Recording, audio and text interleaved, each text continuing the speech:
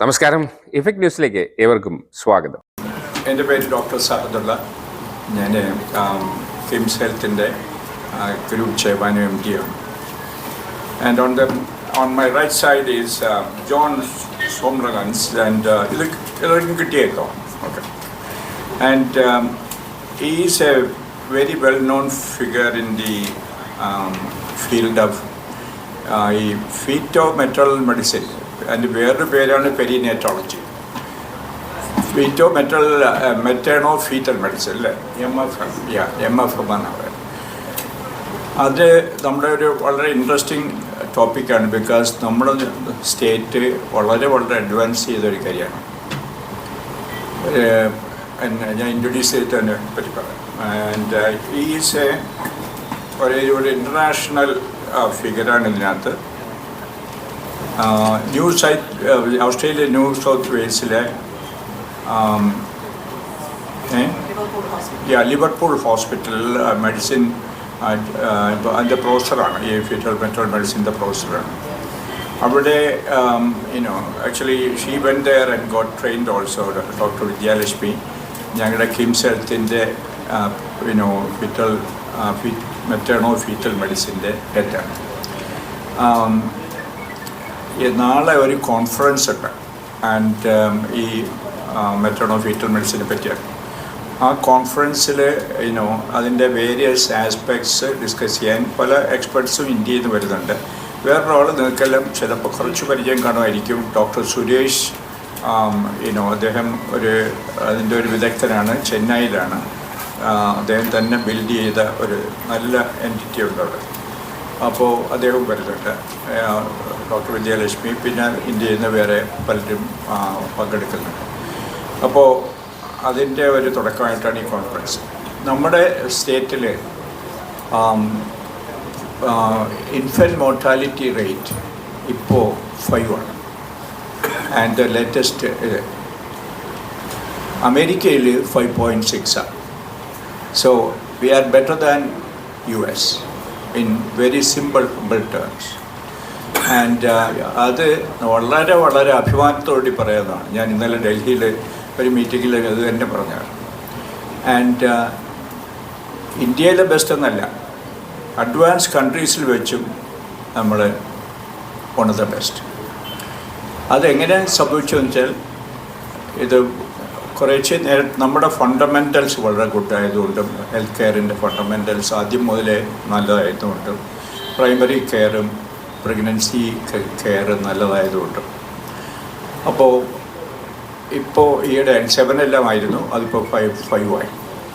And അതേപോലെ തന്നെ പക്ഷേ if you look at it, ഒരു കാര്യം കൂടെ പറയാം. അതായത് 65% of the care is given by the private sector. So private sector also along with the government, fundamentals are good. And ഒരു റെസ്പോൺസിബിൾ പ്രൈവറ്റ് സെക്ടർ ബിൽഡപ്പ് ചെയ്യാൻ ഇൻ ദ ലാസ്റ്റ് 2 decades കഴിഞ്ഞ 20 വർഷമായിട്ട് നമുക്ക് ചെയ്യാൻ പറ്റിയിട്ടുണ്ട്. അപ്പോൾ അതിൻ്റെയും ഇമ്പാക്റ്റ് ഉണ്ട്. മെറ്റേണൽ മോർട്ടാലിറ്റി റേറ്റ് ഇപ്പോൾ 22 ആണ്. അതേസമയം കോവിഡിന് മുമ്പ് 18 ആയിരുന്നു. കോവിഡ് വന്നു കഴിഞ്ഞപ്പോൾ കുറച്ച് കൺഫ്യൂഷനെല്ലാം വന്നിട്ട് കുറച്ച് കൂടി. അപ്പോൾ ഇപ്പോൾ 22 ആണ്. That is the highest in നമ്മുടെ ഇന്ത്യയിലെ നാഷണൽ ആവറേജ് എത്രയാണെന്ന് ചോദിച്ചാൽ 88 ആണ്. And so that's not good at all. I mean, I won't say not good at all. Yesterday, Health Minister, Union Health Minister told in Delhi, നമ്മുടെ 88 എന്ന് പറയുന്നത് തന്നെ 40% or 45% നമ്മൾ ഇമ്പ്രൂവ് ചെയ്തു ലാസ്റ്റ് ഇയറിൽ. അപ്പോൾ so we are fast improving compared to other countries. So മോശമെന്ന് പറയുന്നത് ശരിയല്ല. ഇറ്റ്സ് വെരി ഗുഡ്, നല്ല ഇമ്പ്രൂവ്മെൻ്റ് ആണ്. പക്ഷേ നമ്മുടെ state the best in India comparable to the other. Infant mortality ആയിട്ട് നമ്മൾ ബെറ്ററാണ്. പക്ഷേ maternal mortality, longevity of life നോക്കുകയാണെങ്കിൽ we are very good. In this is 75 and ഇന്ത്യയിൽ 70 ആണ്.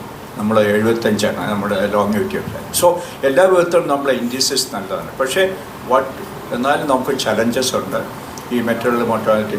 Every healthy life starts with a healthy pregnancy. and that is our slogan, and that should be the slogan. That is how the world is. അപ്പോൾ അതുകൊണ്ട് ഈ കാര്യത്തിൽ ഇതിൻ്റെതായ പല ആസ്പെക്റ്റും നോക്കാൻ വേണ്ടിയിട്ടുള്ള ഒരു കോൺഫറൻസാണ് നമ്മൾ കൂടുന്നത്. അതിന് നിങ്ങളുടെ എല്ലാം സപ്പോർട്ട് വേണം. And you want to talk next, or John talk? So John is going to explain, and naturally, he will be talking in English. And എന്തെങ്കിലും ചോദ്യം ഉണ്ടെങ്കിൽ please ask your questions, because ഇത് സാധാരണ സംസാരിക്കുന്ന ഒരു സബ്ജക്റ്റ് അല്ലാത്തതുകൊണ്ട് there may be questions, and that's why. John, I was telling them that we have in Kerala one of the best infant mortality rate, and it's 5 at the moment by SRS publication just recently. And United States has 5.6, so we are better than that 5. And our maternal mortality rate is 22. In fact, before COVID it was 18, but because of the COVID-related pregnancy problems it came down. And so I was just explaining that a very healthy life should start with a healthy mother. So over to you, and please explain what are our deliberations for the conference, and what are the challenges we can achieve in our this beautiful state, how we can achieve better. Thank you. So I've had the privilege of being here before because of Vidya training with us, and before that I used to go to Chennai quite often, and we had a few people come from Chennai to our hospital in Sydney. I think the thing that struck me early on with Kerala is your education system. In females, I gather it's the best in India, and yes, it starts with mothers and pregnancy, but it starts way before with education, and that makes a massive difference. Every improvement that comes in, it should be even better and better. So I think that's fantastic. The other thing that struck me as well was I remember talking, I think on the early visits, about supplementation in the population, folic acid. In exceptional circumstances, even anti-T wasn't being given to everyone to prevent. Not a big thing, as much as iron deficiency would be another. So I think you've got a great recipe going forward to have figures comparable with anywhere in the world, which is remarkable, because often if you look at any figures, let's say stillbirth, in underdeveloped countries, and parts of your country will be that, and parts of just about every country have that, it'll be double, straight off. And that's got to do with resourcing, etc. So all I can say is remarkable. Obviously, I work in more and more about less and less, which is very high risk pregnancy fetus, which is really a small part in the overall business of health.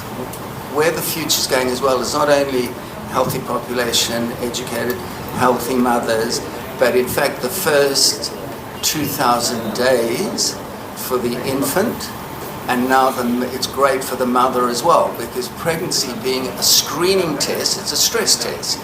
For females, it highlights health issues that need now to be followed up, not confined to pregnancy. Hypertension in pregnancy, diabetes in pregnancy, cardiac disease. Young women in our country are coming in with chest pain and doing worse than the men, because no one thinks they could have coronary artery disease. Well, they're getting it. So you go next into the first 5,000 days in an educated population and make sure that for life they have a passport of how their health is going, and their children, babies do better, and your overall health economics will do better, will come down and your expense. So it's a big ask. You've got a massive country with most probably massive disparity in certain places, and obviously I've had the privilege of in general working in developed countries, so I'm not going to lecture people who have to work with the hodgepodge of underdeveloped versus that, but it looks like to me over from about 2010, I thought it was first year, that's 15 years, just a remarkable difference. And that's not even going into the details of what I'm hearing is happening in terms of multidisciplinary teamwork, which is necessary. You can have the best cardiologist, the best surgeon, the best thing, but some people need all these people to work together, and it's quite difficult because a lot of people have egos in these systems. They're ships in the night, they'll write notes, they don't want to talk, they never have time. That's a challenge, and I'm pleased to hear that how well it's going in KIMS at the moment. And that's not a plug just because I'm sitting with them. Video came. KIMS ഹെൽത്തിലെ high risk pregnancy fetal medicine വിഭാഗം വകുപ്പ് മേധാവിയും clinical ഡയറക്ടറുമാണ്. Doctor സഹദള്ളയും doctor സ്മോളനിക്കും പറഞ്ഞതുപോലെ ഒരു ചെറിയ തുടക്കമായിരുന്നു. ഞാൻ 2007-2008 ഓസ്ട്രേലിയയിൽ 2 വർഷം ഡോക്ടർ ജോണിൻ്റെ അടുത്ത് ഈ മെറ്റർണൽ ഫീറ്റൽ മെഡിസിൻ എന്ന് പറഞ്ഞ സ്പെഷ്യാലിറ്റി പഠിക്കാനായിട്ട് പോയത്. തിരിച്ചു വന്നപ്പോൾ കിംസിൽ തന്നെ അത് തുടങ്ങണം എന്നുള്ളത് ഡോക്ടർ സഹദള്ളയുടെ ഒരു വലിയ വിഷനായിരുന്നു. 15 വർഷം കഴിഞ്ഞ് നോക്കുമ്പോൾ ഞങ്ങളുടെ ഇൻസ്റ്റിറ്റ്യൂഷൻ ഇതിനൊക്കെ എന്ത് ചെയ്യാൻ സാധിച്ചു എന്നതായിരിക്കണം നമ്മുടെ ഒരു ഗോൾഡ് സ്റ്റാൻഡേർഡ്. പക്ഷേ കേരളത്തിനെ മാത്രം മുൻനിർത്തി നോക്കുമ്പോൾ സാറ് പറഞ്ഞതുപോലെ മാതൃശിശു മരണനിരക്കിൽ നമ്മൾ ഒരു വിദേശ രാജ്യം, ഒരു വികസിത രാജ്യത്തിന് തുല്യമായോ അതിന് മുകളിലോ നിൽക്കുന്ന കാരണം തീർച്ചയായും നമ്മുടെ രാജ്യത്തെ ഗവൺമെൻറ് സെക്ടറിലുള്ള മുന്നോക്കം തന്നെയാണ്. അതായത് ഈ പ്രഗ്നൻസിക്ക് മുമ്പുള്ള വാക്സിനേഷൻസ്, പ്രഗ്നൻസിയിലുള്ള കെയർ, ഗർഭസ്ഥ ശിശുവിനുള്ള കെയർ, ഇതെല്ലാം കേരളത്തിൽ തീർച്ചയായും ഒരു വികസിത രാജ്യത്തിനോളമുണ്ട്. പിന്നെ പബ്ലിക് പ്രൈവറ്റ് പാർട്ടിസിപ്പേഷൻ തീർച്ചയായും അതും ഞങ്ങൾ ഏറ്റവും കൂടുതൽ കാണുന്ന ഒരു കാര്യമാണ്. ഇപ്പോൾ തിരുവനന്തപുരത്ത് തന്നെയും മറ്റ് ഹോസ്പിറ്റൽസിൽ, അതായത് നമ്മുടെ തൈക്കാട് ഹോസ്പിറ്റലിലോ പേരൂർക്കടയിലോ അല്ലെങ്കിൽ SIT ഹോസ്പിറ്റലിലോ ഉള്ളൊരു പേഷ്യൻറ്റിന് ഒരു സപ്പോർട്ടീവ് കെയർ അങ്ങനെ എന്തെങ്കിലും വേണമെന്നുണ്ടെങ്കിൽ നമ്മൾ മുന്നോട്ട് ഇറങ്ങി തന്നെയും അവരെ നമ്മുടെ ഗ്രൂപ്പായിട്ട് നിന്ന് മാനേജ് ചെയ്യുന്ന ഒരു ട്രെൻഡ് വളരെ റീസെൻ്റായിട്ട് കണ്ടു തുടങ്ങിയിട്ടുണ്ട്. അതും ഒരു നല്ലൊരു മുന്നേറ്റമാണ്. അടുത്ത തലമുറ തീർച്ചയായും അറിയണം എന്തെല്ലാമാണ് ഇതിനുള്ള അപ്ഡേറ്റ്സ് എന്നുള്ളത്. സോ അതിന് ഇങ്ങനത്തെ കോൺഫറൻസുകളാണ് ഒരു ഏറ്റവും ഇമ്പോർട്ടൻ്റ് ഒരു ആസ്പെക്റ്റ് അല്ലേ. അപ്പോൾ നാളെയും മറ്റന്നാളും നമ്മൾ താമരയിൽ 2 ദിവസം ഒരു പവർ പാക്ഡ് സെഷൻസാണ്. ഡോക്ടർ സ്മോളനിക്കാണ് ഇത് ലീഡ് ചെയ്യുന്നത്, അദ്ദേഹത്തിൻ്റെ നോളജ് വെച്ചിട്ട്. പിന്നെ ഇന്ത്യയിലെ തന്നെ ഈ ഏരിയയിൽ ഏറ്റവും കൂടുതൽ എക്സ്പേർട്സ് ഉള്ള, അതായത് ബാംഗ്ലൂരിൽ നിന്നും ഡോക്ടർ പ്രതിമ രാധാകൃഷ്ണൻ, ചെന്നൈയിൽ നിന്നും ഡോക്ടർ സുരേഷ്, പിന്നെ ഡോക്ടർ ഉമാറാം, ഡോക്ടർ RCOG, അതായത് റോയൽ കോളേജ് ഓഫ് ഒബ്സ്റ്റട്രിഷ്യൻ ആൻഡ് ഗൈനക്കോളജിസ്റ്റിൻ്റെ ഇന്ത്യയുടെ ചെയർപേഴ്സണാണ്. ഈ കോൺഫറൻസ് നമുക്ക് വേറൊരു ഇമ്പോർട്ടൻസ് വേറിട്ട് നിൽക്കുന്നത് എന്താണെന്ന് വെച്ചാൽ കിംസ് ഹെൽത്തും റോയൽ കോളേജിൻ്റെ ഒരു ടീമിങ്ങുമായിട്ടാണ് നമ്മൾ ഈ കോൺഫറൻസ് നടത്തുന്നത്. അതൊരു കോളേജ് ലോഗോയിലെ ഒരു ഫംഗ്ഷനാണ്. അത് ആദ്യമായിട്ടാണ് നമ്മൾ കേരള സ്റ്റേറ്റിൽ റോയൽ കോളേജിൻ്റെ ഒരു അഫിലിയേഷനോട് കൂടി ഒരു കോൺഫറൻസ് നടത്താൻ നമുക്ക് സാധിക്കുന്നത്. അപ്പോൾ ഒബ്സ്റ്റട്രിക്സ് ആൻഡ് ഗൈനക്കോളജി എന്ന് പറയുന്നതിൻ്റെ ഏറ്റവും വലിയ ഇന്ന് തന്നെ ലോകത്തെ ഏറ്റവും വലിയ സെൻറ്റർ എന്ന് പറയുന്നത് റോയൽ കോളേജ് ലണ്ടനാണ്. അതിൻ്റെ ഒരു അഫിലിയേഷൻ കൂടെ നമുക്കിതിൻ്റെ കൂടെയുണ്ട്. പിന്നെ ഏറ്റവും ഇമ്പോർട്ടൻ്റ് ആയിട്ട് എനിക്ക് പറയാനുള്ളത്, ഒരു അമ്മയുടെ മാനസികാരോഗ്യം ശാരീരിക ആരോഗ്യത്തിനോളം ഇമ്പോർട്ടൻ്റ് ആണ്. കേരളത്തിൽ തന്നെ മാതൃമരണ നിരക്ക് ഹൈപ്പർ ടെൻഷനും ഡയബറ്റീസും ഹാർട്ട് ഡിസീസും കൊണ്ടുള്ളതെല്ലാം നമ്മൾ ചികിത്സിക്കാൻ സാധിക്കുന്നുണ്ട്. പക്ഷേ മാനസികാരോഗ്യത്തിനൊരു ഇമ്പോർട്ടൻസ് തികച്ചും സംഭവിക്കുന്നില്ല എന്ന് തന്നെ പറയേണ്ടിയിരിക്കുന്നു. കൂട്ടുകുടുംബങ്ങളുള്ള കേരളത്തിൽ പോലും സൂയിസൈഡ്സും പോസ്റ്റ്മോർട്ടം ഡിപ്രഷനും സൈക്കോസിസും തികച്ചും കൂടിക്കൂടി വരികയാണ്. അപ്പോൾ ഞങ്ങൾ കേരളത്തിൽ ആദ്യമായിട്ട് ഇതിൻ്റെ ഈ ഒരു കോൺഫറൻസിൽ ഒരു വലിയ ഹൈലൈറ്റ് എനിക്ക് പറയാനുള്ളതെന്ന് വെച്ചാൽ പ്രൈവറ്റ് സെക്ടറിലെ ആദ്യത്തെ പെരിനേറ്റൽ മെൻ്റൽ ഹെൽത്ത് ക്ലിനിക് ഞങ്ങൾ നാളത്തെ ഇനോഗ്രൽ ഫംഗ്ഷനിൽ ലോഞ്ച് ചെയ്യുകയാണ്. ഗവൺമെൻറ് ഓഫ് കേരള ഒരുപടി മുന്നിലുണ്ട്. അവർ അമ്മ മനസ്സ് എന്ന് പറഞ്ഞൊരു കൂട്ടായ്മ ഉണ്ട് ഗവൺമെൻറ് ഓഫ് കേരളയ്ക്ക്. പ്രൈവറ്റ് സെക്ടറിൽ ഒരു ഗ്രൂപ്പ് ഓഫ് ടീം, അതായത് ഞങ്ങളൊരു മൾട്ടി ഡിസിപ്ലിനറി ടീമായിട്ട് തന്നെ ഒരു ക്ലിനിക്കായിട്ട് അത് നാളെ ലോഞ്ച് ചെയ്യുകയാണ്. അത് തീർച്ചയായും ഒരുപടി മുന്നോട്ട് പോകാൻ നമ്മളെ സഹായിക്കും. ഇനി ഈ കോൺഫറൻസ് വഴി ഏകദേശം ഒരു 200-300ഓളം ഡോക്ടേഴ്സ് പേഴ്സണലി വന്ന് അറ്റൻഡ് ചെയ്തും ബാക്കി ഒരുപാട് പേര് സൂമിലൂടെയും അല്ലാതെയും അറ്റൻഡ് ചെയ്യുകയും ഇത് കഴിഞ്ഞിട്ട് കേൾക്കാൻ ഒരു 500 ഡോക്ടേഴ്സിനെങ്കിലും നമുക്കിതിനോടുള്ള ഈ കോൺഫറൻസോട് കൂടി കുറേ ഇൻഫർമേഷൻസ് കൊടുക്കാനും അപ്ഡേറ്റ്സ് അറിയിക്കാനും സാധിക്കും.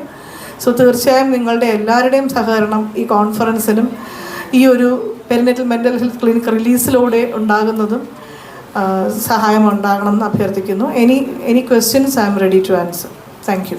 I appreciate your effort for this, okay? But it's better for the rich people. Is there any plan for the poor people? It is ഈ ഇൻഡ്യൂസസിയെ പറഞ്ഞു വെച്ചാൽ ഇത് is not for rich people or poor people. And പ്രഗ്നൻസിയും അതിൻ്റെ കോംപ്ലിക്കേഷൻസും deal ചെയ്യേണ്ടത് എല്ലാവർക്കും ആവശ്യമാണ്. ആൻഡ് ഗവൺമെൻറ് സെക്ടറിൽ പബ്ലിക് ഹെൽത്ത് സെക്ടറിൽ വളരെ അഡ്വാൻസസ് അതിനകത്ത് വന്നിട്ടുള്ളത് കൊണ്ടാണ് തന്നെയാണ് നമ്മുടെ ഈ ഇൻഡീസസ് എല്ലാം ഇമ്പ്രൂവ് ചെയ്തത്. പക്ഷേ ഞാൻ പറഞ്ഞതെന്ന് വെച്ചാൽ ഒരു 30% ആണ് ഗവൺമെൻറ് ഇപ്പോഴും നമ്മുടെ അവരുടെ പബ്ലിക്കിൽ ട്രീറ്റ്മെൻറ്റ് കൊടുക്കുന്ന ഒരു 30%ഓ 35% ഉള്ളൂ. 65% പ്രൈവറ്റ് ഹെൽത്ത് കെയർ. അപ്പോൾ പ്രൈവറ്റ് ഹെൽത്ത് കെയറും ഇതിനകത്ത് ഒരുപാട് കോൺട്രിബ്യൂഷൻ ചെയ്യുന്നുണ്ട്. സർട്ടൺ പ്രൊസീജിയേഴ്സ് നമ്മൾ ചെയ്യുന്നതും അതിൻ്റേതായ ഫോർ എക്സാമ്പിൾ ഒരു ബേബിക്ക് കുഴപ്പമുണ്ടെങ്കിൽ അതിനെ യൂട്രസിനകത്ത് വെച്ച് തന്നെ ബ്ലഡ് ട്രാൻസ്ഫ്യൂഷൻ ചെയ്യുക, അങ്ങനെയുള്ള പ്രൊസീജിയേഴ്സ് എല്ലാം ഇപ്പോൾ കിംസിലുണ്ട്. അതുപോലുള്ള 1-2 പ്രൈവറ്റ് സെക്ടേഴ്സിലെ കേരളത്തിൽ കാണുള്ളൂ. പല ഗവൺമെൻറ് സെക്ടറിലും ഉണ്ടോയെന്ന്, ഒരു ഗവൺമെൻറ് സെക്ടറെങ്കിലും ഉണ്ടോയെന്ന് എനിക്ക് സംശയമാണ്. അപ്പോൾ അത് ഉണ്ടാക്കാനായിട്ടുള്ള ഒരു ജോയിൻ്റ് എഫർട്ട് വേണം എന്നുള്ള കാര്യത്തിൽ ഞാൻ ഡെഫിനറ്റായിട്ട് സമ്മതിക്കുന്നു. ഈ ഗവൺമെൻറ് നടത്തിയാലും പ്രൈവറ്റ് സെക്ടർ നടത്തിയാലും ഹെൽത്ത് കെയറിനൊരു കോസ്റ്റുണ്ട്. അപ്പോൾ ഗവൺമെൻറ് നടത്തുന്നത് ഫ്രീ ആയിട്ടല്ല, പ്രൈവറ്റ് സെക്ടർ നടത്തുന്നത് പൈസയ്ക്ക് വേണ്ടി മാത്രമല്ല എന്നുള്ള ആ ഒരു അണ്ടർസ്റ്റാൻഡിങ് നമ്മുടെ മീഡിയയ്ക്കും പേപ്പറിനും അതേപോലെ തന്നെ പബ്ലിക്കിനും എല്ലാം ഉണ്ടാകണമെന്നുള്ള വിശ്വാസമുള്ള ഒരാളാണ് ഞാൻ. കാര്യം വെച്ചാൽ ഗവൺമെൻറ് സ്പെൻഡ് ചെയ്യുന്നത് public money through the government spending, and many times it is not as efficient as the private sector spending. And the private sector, comparatively speaking, more efficiently can spend the same money more effectively. അപ്പോൾ ഇതിനാണ് ഒരു public private participation എപ്പോഴും വേണമെന്ന് പറയാറ്. നമ്മൾ പല കാര്യങ്ങളിലും ഇപ്പോൾ ഗവൺമെൻറ്റുമായിട്ട് ചേർന്ന് പബ്ലിക് പ്രൈവറ്റ് പാർട്ടിസിപ്പേഷൻ തുടങ്ങിയിട്ടുണ്ട്. ഇവിടെ മാത്രമല്ല, ഇന്ത്യ തൊട്ടും ഇന്ത്യയിൽ എല്ലായിടത്തും മൊത്തമായിട്ട് തന്നെ പലയിടത്തും പബ്ലിക് പ്രൈവറ്റ് പാർട്ടിസിപ്പേഷൻ പല സ്റ്റേറ്റ്സിലും തുടങ്ങിയിട്ടുണ്ട്. അപ്പോൾ കേരളത്തിൽ അത് സ്ട്രെങ്തൻ ചെയ്യാൻ പറ്റുകയാണെങ്കിൽ പല വിധത്തിലും അങ്ങനെ ഒരു യൂണിവേഴ്സൽ ഹെൽത്ത് കെയറിനെ പറ്റിയാണ് നമ്മളിന്ന് സംസാരിക്കുന്നത്. അപ്പോൾ അത് അച്ചീവ് ചെയ്യാനായിട്ട് ഈ പാർട്ടിസിപ്പേഷനും കൊളാബറേഷനും കൊണ്ട് പറ്റും എന്ന് ഞാൻ വിശ്വസിക്കുന്നു. We should make it. It is our duty to make it affordable for every person in this country, because it is a fundamental right for you as well as me. And so rich and poorness should not happen there. പക്ഷേ ഒരു കാര്യം ഡെഫിനറ്റായിട്ട് പറയാം. ഇപ്പോൾ liver transplant ഞാൻ തുടങ്ങിയപ്പോഴും നമ്മൾ 25 lakhs തുടങ്ങിയ cost ഇപ്പോൾ കൂടുതൽ ചെയ്തു വന്നു കഴിഞ്ഞപ്പോഴത്തേക്ക് ഇപ്പോൾ 17-18 ലക്ഷത്തിനാണ് തുടങ്ങുന്നത്. എന്നിട്ട് ഒരു പുവർ ആളെങ്കിലും ചെയ്യാതെ ഞങ്ങളുടെ ഹോസ്പിറ്റലിൽ നിന്ന് പോയിട്ടില്ല.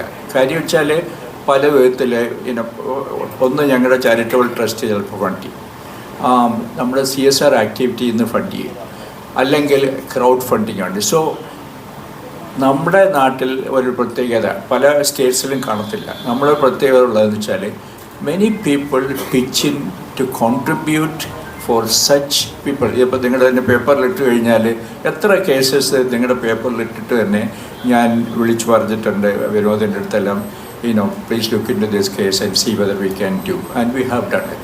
So you play your part beautifully. We are also trying to, ഞങ്ങളെന്താ ചെയ്യുന്നത്, സൊസൈറ്റൽ ഇമ്പാക്റ്റ് ഇല്ലാതെ ഒരു പ്രൈവറ്റ് കെയറോ ഒരു ഹെൽത്ത് കെയറോ കേരളത്തിലല്ല എങ്ങനെയൊക്കെ എക്സിസ്റ്റ് ചെയ്യാൻ പറ്റില്ല. So we tried that. But whether we can give it free is impossible. You know that there is a cost. So we should try, we should collaborate, and we should do it. സങ്കീർണമായ ഗർഭാവസ്ഥ അത് തന്നെയാണ് എൻ്റെ ഒരു vision when we started. 2009 നമ്മൾ ആദ്യത്തെ സങ്കീർണ ഗർഭാവസ്ഥ clinic കിംസിൽ start ചെയ്യുമ്പോൾ doctor John പറഞ്ഞത് എനിക്കൊന്ന് പറയാനുണ്ട്, മൾട്ടി ഡിസിപ്ലിനറി ടീം കെയർ. അത് മാത്രമാണ് നമ്മുടെ വിജയം. ഈ മൾട്ടി ഡിസിപ്ലിനറി ടീം എന്ന് പറയുമ്പോൾ ഓരോരുത്തർ വന്ന് അവരുടെ അഭിപ്രായം പറഞ്ഞു പോകുന്നതല്ല, ഒരുമിച്ചിരുന്ന് കൂട്ടായിട്ടൊരു തീരുമാനമെടുത്ത് അത് ആ ഗർഭിണിക്ക് കൊടുക്കുമ്പോൾ തീർച്ചയായും ഔട്ട്കം വളരെ വളരെ വ്യത്യാസമുണ്ട്. അത് അദ്ദേഹം ഇപ്പോൾ രാവിലെ പറയുന്നുണ്ടായി, വികസിത രാജ്യത്ത് പോലും അങ്ങനെ ഒരു ടീം കെയർ കിട്ടാൻ ബുദ്ധിമുട്ടാണ്. അത് തന്നെയാണ് നമ്മുടെ സക്സസ് എന്ന് ഞാൻ വിശ്വസിക്കുന്നു. കിംസിൽ നമ്മുടെ ഈ ഹൈ റിസ്ക് പ്രഗ്നൻസി, അതുപോലെ സാറ് പറഞ്ഞു ഫീറ്റൽ മെഡിസിൻ, ഗർഭസ്ഥ ശിശുവിൻ്റെ പ്രശ്നങ്ങളാണ് ഫീറ്റൽ മെഡിസിൻ എന്ന് പറയുന്നത്. ഉള്ളിലെ ഗർഭസ്ഥ ശിശുവിന് സർജിക്കൽ കഴിഞ്ഞ ആഴ്ച നമ്മൾ നേരത്തെ താങ്കൾ ചോദിച്ചു പബ്ലിക് പ്രൈവറ്റിന് വ്യത്യാസമുണ്ടോ എന്ന്. തീർച്ചയായും SIT ഹോസ്പിറ്റലിലെ ഒരു പേഷ്യൻറ്റിനെ തന്നെയാണ് ഞങ്ങൾ കഴിഞ്ഞ ആഴ്ച യൂട്രസിനകത്തൊരു പ്രൊസീജിയർ ചെയ്തത്. അത് സാറിൻ്റെ ഒരു വിഷൻ ഉള്ളത് കൊണ്ട് തന്നെ നമ്മൾ അവർക്ക് കിംസിലെ കോസ്റ്റ് അല്ലാതെ തികച്ചും എത്ര അഫോർഡബിൾ ആണോ ആ ലെവലിൽ തന്നെ ആ പ്രൊസീജിയർ ചെയ്ത ആ 2 ശിശുക്കളെയും സേവ് ചെയ്ത് തിരിച്ച് SITയിലേക്ക് അയക്കാൻ സാധിച്ചു. സോ ഒരു ബ്ലൈൻഡായിട്ട് ഇതൊരു rich and poor ball game അല്ല. This is between a maternity where there is a complication where both the mother and the baby is very important. So ആ ഫണ്ടിങ്ങിനെ കുറിച്ചൊന്നും പറയാൻ ഞാൻ ആളല്ല, ഞാനൊരു ക്ലിനീഷ്യനാണ്. പക്ഷേ അതൊരു മാനദണ്ഡമല്ല ഒരു അമ്മയോ കുഞ്ഞിനെയോ രക്ഷപ്പെടുത്താൻ. Thank you so much. വാർത്തകളും വിശേഷങ്ങളും ഇവിടെ അവസാനിക്കുന്നില്ല. കൂടുതൽ വാർത്തകളും വിശേഷങ്ങളുമായി വീണ്ടും കണ്ടുമുട്ടുന്നതുവരെ ഏവർക്കും നന്ദി, നമസ്കാരം.